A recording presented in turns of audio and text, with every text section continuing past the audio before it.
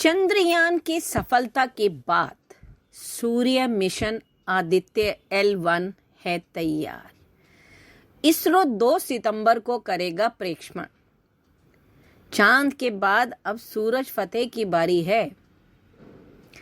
अब सूरज पर जाएगा भारत का अंतरिक्ष यान।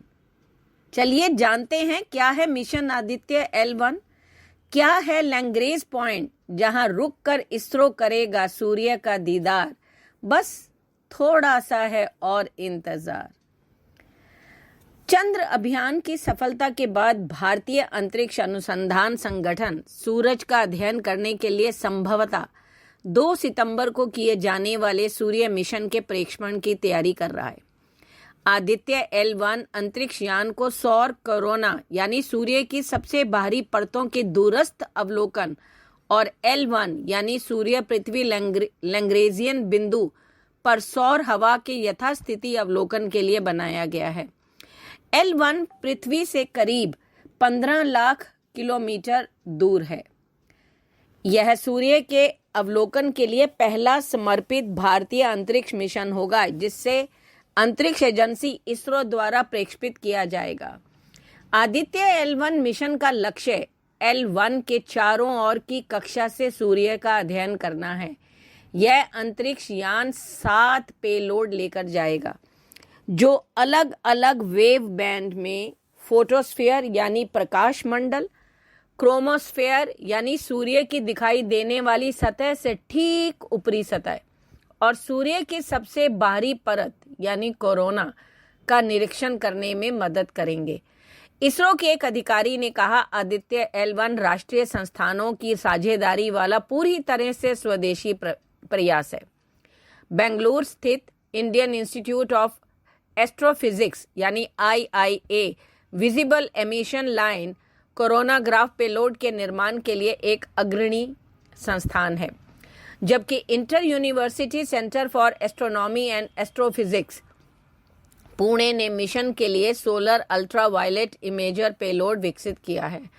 आदित्य L1 अल्ट्रावायलेट पेलोड का उपयोग करके कोरोना और सौर क्रोमोस्फीयर की और एक्सरे पेलोड का उपयोग करके प्लेयर्स की निगरानी करके जानकारी प्रदान कर सकता है। पार्टिकल डिटेक्टर और मैग्नोमीटर पेलोड अवशेषित कणों और L1 के चारों ओर बाहरी कक्षा तक पहुंचने वाले चुंबकीय क्षेत्र के बारे में जानकारी प्रदान कर सकते हैं।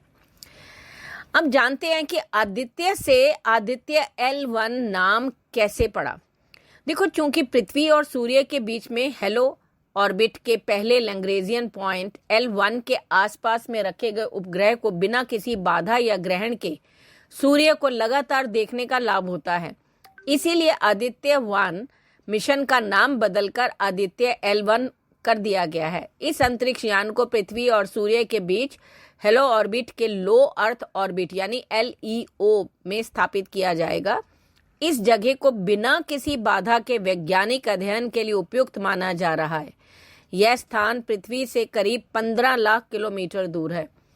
इसरो के मुताबिक इससे सूर्य की गतिविधियों को समझने में आसानी होगी, क्योंकि इसकी वजह से अंतरिक्ष के मौसम पर पड़ने वाले असर की रियल टाइम जानकारी जुटाई जा सकेगी। क्यों जरूरी है मिशन सूर्य? देखो, सूर्य की सतह पर प्रचंड तापमान होता है, ये हम सब जानते हैं। इसकी सतह पर मौजूद प्लाज्मा विस्फोट तापमान की वजह है। प्लाज्मा के विस्फोट की वजह से लाखों टन प्लाज्मा अंतरिक्ष में फैल जाता है, जिसे कोरोनल मास इजेक्शन यानी CME कहते हैं।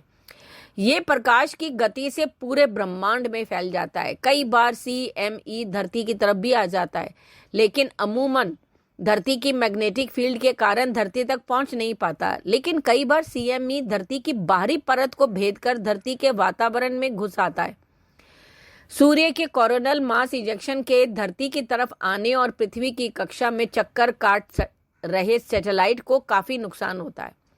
पृथ्वी पर भी शॉर्ट वेव संचार में बाधा होती है। इसलिए मिशन आदित्य L1 को सूर्य के नजदीक भेजा जा रहा है, ताकि समय रहते हुए सूर्य की तरफ से आने वाले कोरोनल मास इजेक्शन और उसकी तीव्रता का अंदाजा लगाया जा सके। इसके साथ ही शोध की दृष्टि से भी मिशन के कई लाभ हैं। बता दें कि आदित्य L1 को पृथ्वी सूर्य के बीच लैग्रेंज पॉइंट 1 में रखा जाएगा। पृथ्वी से इसकी दूरी 15 लाख किलोमीटर है। कितने दिन तक ये सफर करेगा ये भी तो जानना जरूरी है। लैग्रेंज पॉइंट से बिना किसी बाधा के अंतरिक्ष यान सूर्य का अध्ययन कर पाएगा। यहां से ग्रहण का भी असर नहीं दिखाई देगा। लॉन्च के बाद L1 पॉइंट तक पहुंचने में आदित्य L1 को 125 दिनों का समय लगेगा।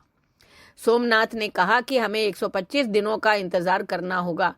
आदित्य L1 मिशन के साथ 7 पेलोड जाएंगे, जो कि फोटोस्फीयर, क्रोमोस्फीयर और सूर्य की बाहरी परत का अलग अलग वेव बैंड में अध्ययन करेंगे। अब मैंने जैसे अभी बात किया कि लैग्रेंज पॉइंट, अब सवाल उठता है कि क्या है लैग्रेंज पॉइंट। लैग्रेंज पॉइंट 1 को सामान्य तौर पर L1 के नाम से जाना जाता है। ऐसे 5 पॉइंट धरती और सूर्य के बीच हैं, जहां सूर्य और धरती का गुरुत्वाकर्षण बल बैलेंस हो जाता है और सेंट्रीफ्यूगल फोर्स बन जाता है। ऐसे में इस जगह पर अगर किसी ऑब्जेक्ट को रखा जाता है तो वह आसानी से दोनों के बीच स्थिर रहता है और एनर्जी भी कम लगती है। पहले लैग्रेंज पॉइंट धरती और सूर्य के बीच 15 लाख किलोमीटर की दूरी पर है। अगर आम शब्दों में कहें तो ये L1 ऐसा बिंदु है जहां पर कोई भी ऑब्जेक्ट सूर्य और धरती से बराबर दूरी पर स्थिर रह सकता है। ये दोनों ही बॉडीज के गुरुत्वाकर्षण के संगम की वजह से होता है। ना तो वो धरती की तरफ खिंच पाता है, ना वो सूर्य की तरफ खिंच पाता है। ऐसे में यह स्थान अध्ययन के नजरिए से उपयुक्त रहता है। उदाहरण के तौर पर सोलर एंड हेलिस्फेरिक ऑब्जर्वेटरी यानी सोहो SOHO L1 के पास ही ऐसा बिंदु है जहां से बिना किसी बाधा के कॉस्मोस पर नजर रखी जा सकती है। धरती का वायुमंडल और डे नाइट साइकिल भी इसे प्रभावित नहीं कर पाते। लैग्रेंज पॉइंट पर पृथ्वी और सूर्य दोनों के गुरुत्वाकर्षण का न्यूनतम प्रभाव रहता है। आदित्य L1 सूर्य के फोटोस्फीयर, क्रोमोस्फीयर और कोरोना, इसके चुंबकीय क्षेत्र, टोपोलॉजी और सोलर विंड का अध्ययन करेगा। इसरो को कहना है कि इस मिशन का लक्ष्य क्रोमोस्फीयर यानी सूर्य की दिखाई देने वाली सतह, फोटोस्फीयर के ठीक ऊपर की परत की गतिशीलता, सूर्य के टेम्परेचर, कोरोनल मास इजेक्शन और सोलर विंड के विभिन्न पहलुओं का अध्ययन करना है। 7 पेलोड में से 4 लगातार सूर्य पर नजर बनाए रखेंगे। सूर्ययान में लगा VELC सूरज की HD फोटो लेगा। इस स्पेसक्राफ्ट को PSLV रॉकेट से लॉन्च किया जाएगा। VELC पेलोड के प्रिंसिपल इन्वेस्टिगेटर राघवेंद्र प्रसाद ने कहा कि इस पेलोड में लगा वैज्ञानिक कैमरा सूरज के हाई रेजोल्यूशन तस्वीरें लेगा, साथ ही स्पेक्ट्रोस्कोपी और पोलरेमीट्री भी करेगा। इसके अलावा भी कई महत्वपूर्ण पेलोड्स हैं, जैसे सोलर अल्ट्रावायलेट इमेजिंग टेलीस्कोप यानी SUIT सूरज के फोटोस्फीयर और क्रोमोस्फीयर इमेजिंग करेगा, यानी नैरो और ब्रॉडबैंड इमेजिंग होगी। अगला है solar low energy x ray spectrometer यानी SOLEX, सूरज को बतौर तारा मानकर वहां से निकलने वाली सॉफ्ट एक्सरे किरणों की स्टडी करेगा। तीसरा है high energy L1 orbiting x ray spectrometer यानी HELIOS। यह एक हार्ड एक्सरे स्पेक्ट्रोमीटर है। यह हार्ड एक्सरे किरणों की स्टडी करेगा। Aditya solar wind particle experiment यानी ASPEX, यह सूरज की हवाओं, प्रोटॉन्स और भारी आयन के दिशाओं और उनकी स्टडी करेगा। अगला है plasma analyser package for Aditya यानी PAPA। यह सूरज की हवाओं में मौजूद इलेक्ट्रॉन्स और भारी आयन की दिशाओं और उनकी स्टडी करेगा।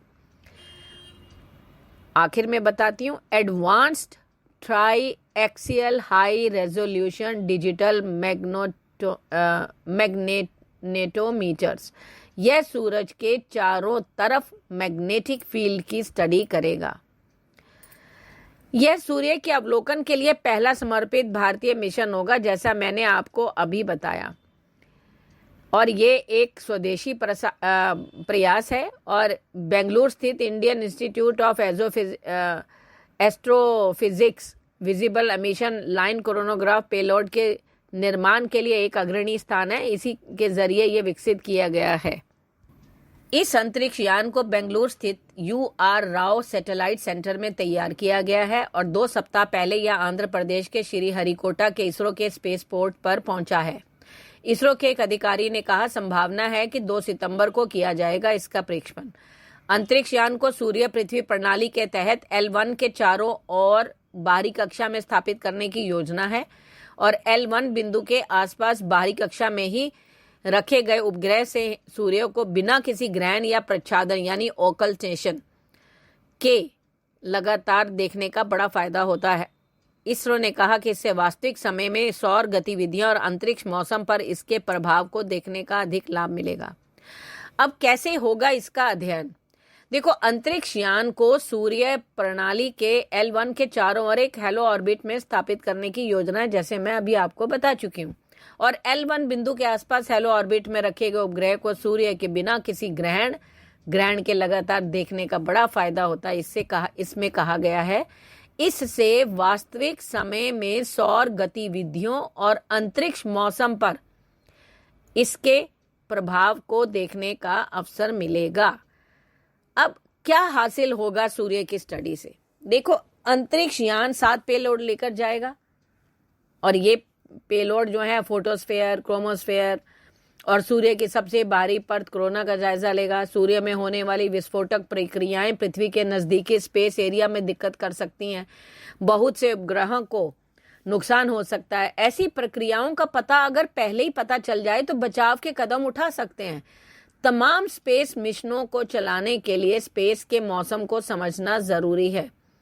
इस मिशन से स्पेस के मौसम को ही समझने में मदद मिल सकती है। इससे सौर हवाओं की भी स्टडी की जाएगी। देखो, इससे पहले जो है भारत का ये भले ही पहला सूर्य मिशन है, परंतु अमेरिका और बाकी स्पेस, यूरोपीय स्पेस एजेंसी और इन लोगों ने पहले टोटल जो है 22 मिशन जो है भेजे हैं, जिसमें एक फेल हुआ, एक आंशिक रूप से सफल हुआ। तो ज्यादा जो है वो अमेरिका के नासा ने ही भेजे हैं। तो हम दुआएं करते हैं कि ये भी चंद्रयान 3 की तरह कामयाब हो। बस थोड़ा सा इंतजार है, वो उसके लिए हम तैयार हैं। धन्यवाद।